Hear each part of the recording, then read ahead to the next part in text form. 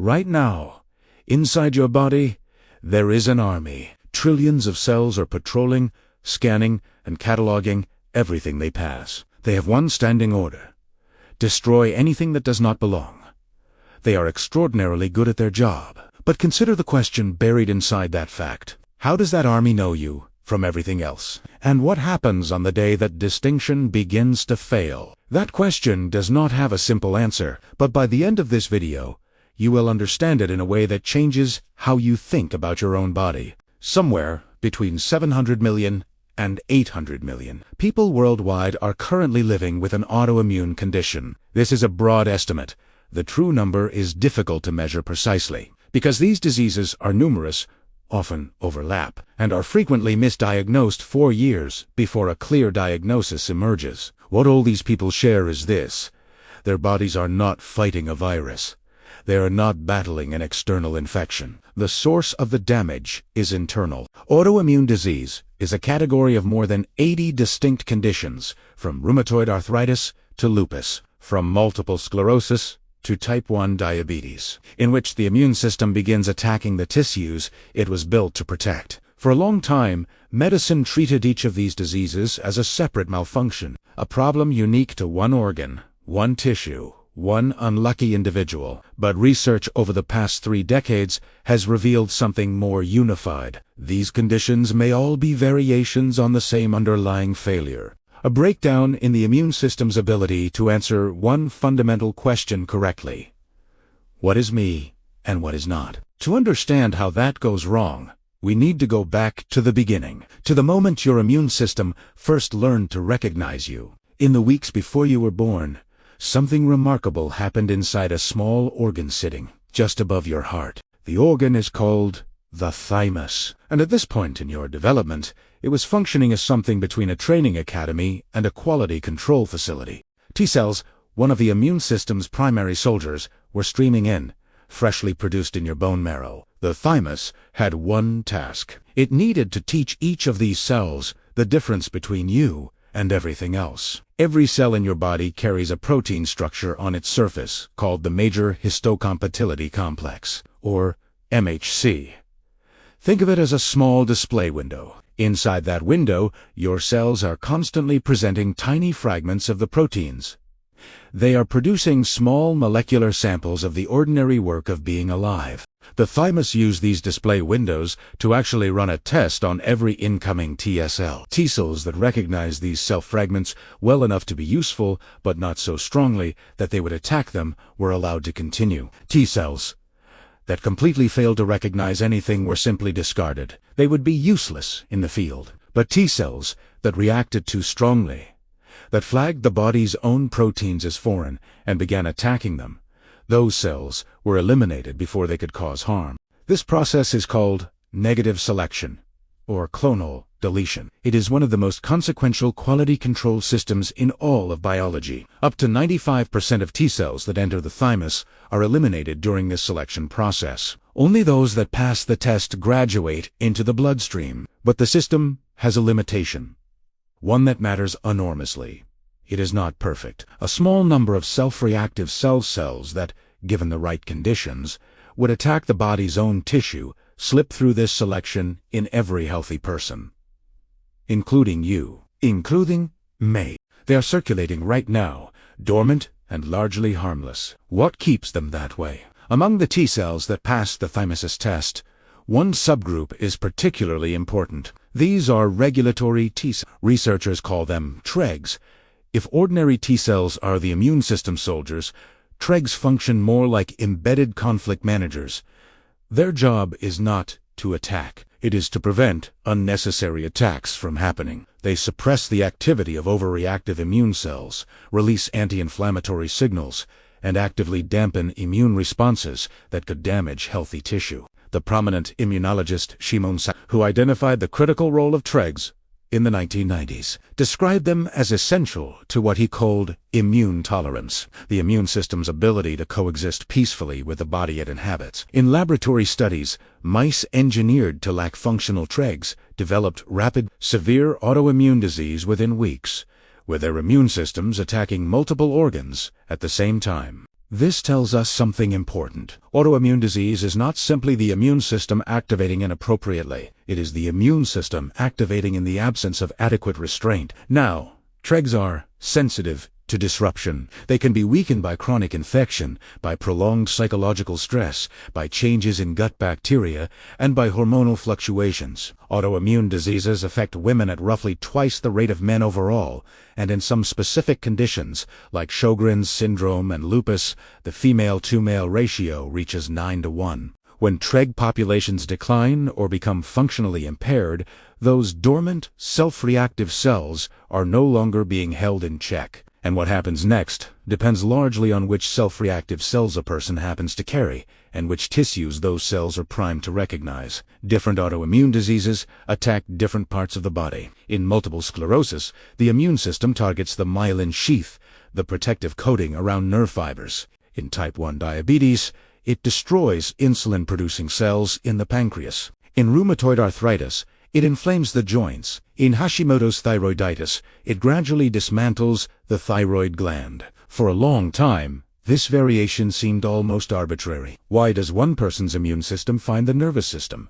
while another finds the joints? The answer lies in a gap in the thymus's training. During TSL education, the thymus tries to present a broad library of the body's own proteins, but it cannot present every protein your body will ever produce. Some proteins exist only in specific tissues, manufactured only at certain stages of life, and are never included in the thymus's curriculum. Any T cells that happen to recognize those tissue-specific proteins were never tested against them. From the thymus's perspective, these cells appeared neutral. They were cleared without issue, but they carry a hidden capacity to react to the one protein they have never encountered before, waiting for them in a specific organ. The trigger is often an infection. This is where a mechanism called molecular mimicry becomes critical. When a pathogen enters the body, the immune system produces a targeted response. It learns the pathogen's molecular profile, but sometimes a fragment of that pathogen's protein is structurally very similar to a protein found in human tissue. When the immune system destroys the pathogen,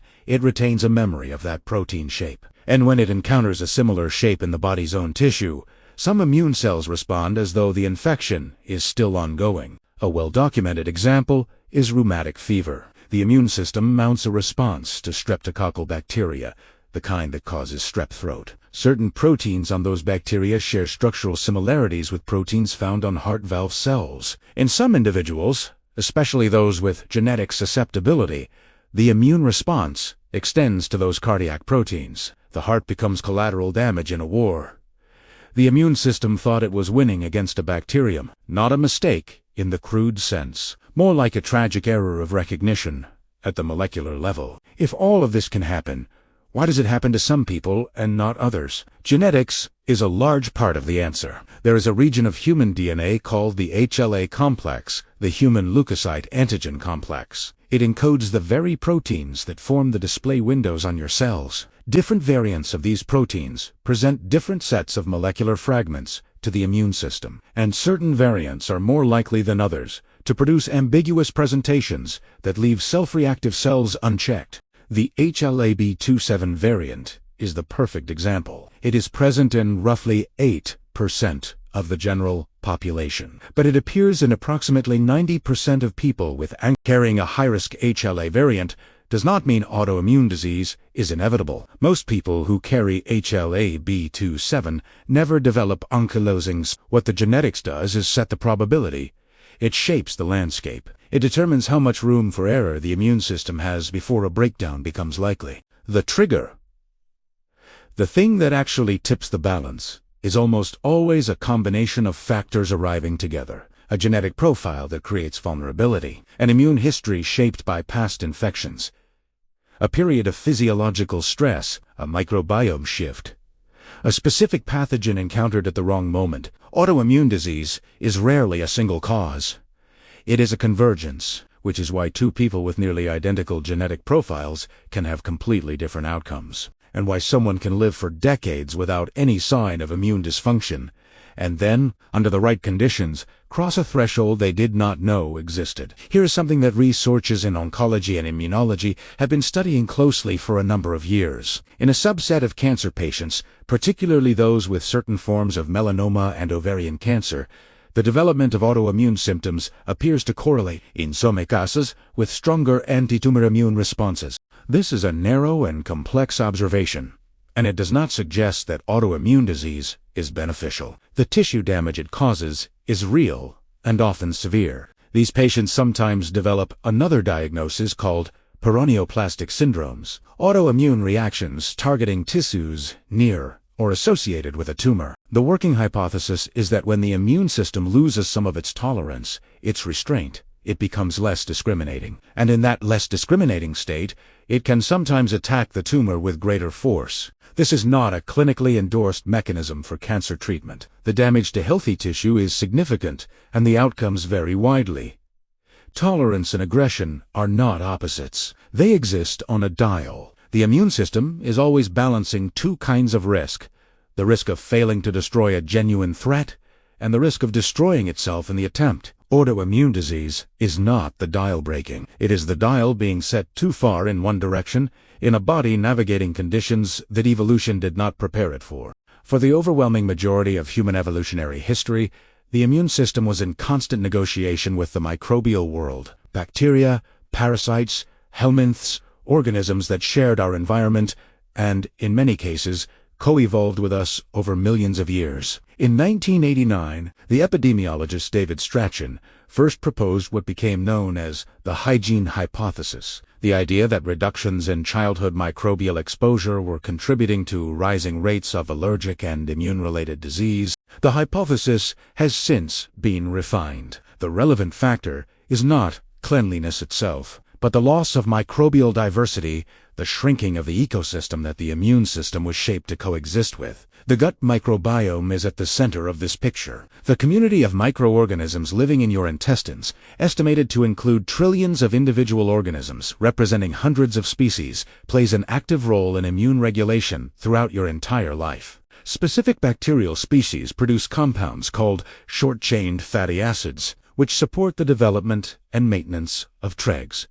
When microbiome diversity falls through frequent antibiotic use, highly processed diets, or reduced environmental exposure, TREG populations may be affected. Epidemiological data shows that rates of autoimmune disease have been rising in industrialized nations for several decades. The increase is too rapid to be explained by genetic change, which occurs over thousands of generations, not decades. This strongly suggests environmental factors are at work. The immune system we have inherited evolved in a world that no longer exists for most people on Earth. It is being asked to make decisions in an environment it did not evolve to read, with a microbiome that is less diverse, stress levels that are chronically elevated, sleep patterns that are routinely disrupted, and a food supply that would be unrecognizable to our ancestors. That mismatch may be part of what we are measuring when we track the rising burden of autoimmune disease. So let us return to the question this video started with: how does the immune system know you from everything else? The answer, it turns out, is not what most people assume. The immune system does not come pre-programmed with a fixed map of your body. It does not receive a complete blueprint at birth and simply verify against it for the rest of your life.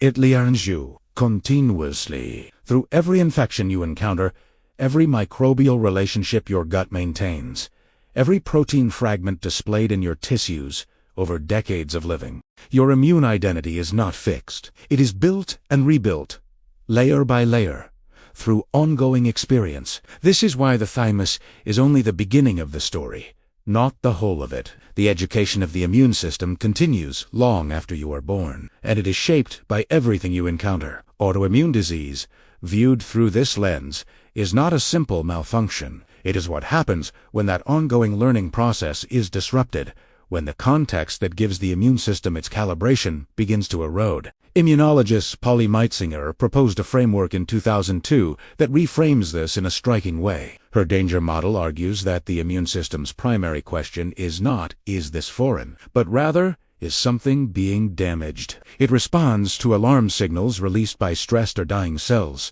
signals that say, in molecular terms, that something has gone wrong nearby.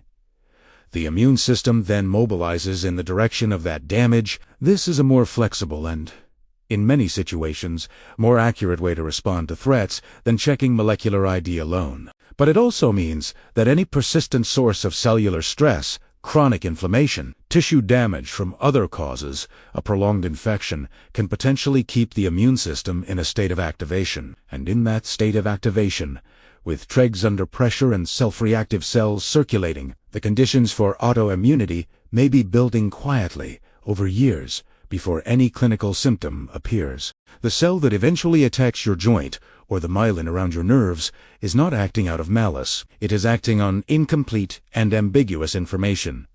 In a body whose signals have become hard to read, it is part of you, making its best judgment in difficult circumstances. That is not a comfortable thought, but it may be an important one, because it means that autoimmune disease is not the story of a system that has gone rogue. It is the story of a system under pressure.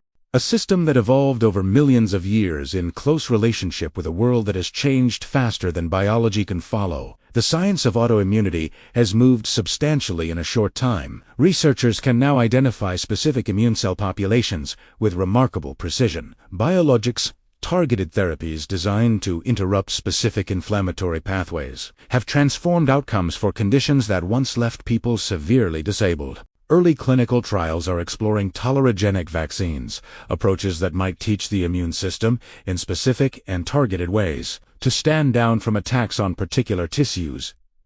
The microbiome is increasingly central to this research. Scientists are investigating whether restoring microbial diversity can shift immune balance, not as a replacement for medicine, but as a genuine biological event. These are early days. Not every approach will translate from laboratory to clinic. The immune system is sufficiently complex that confident predictions tend to come apart on contact with biology.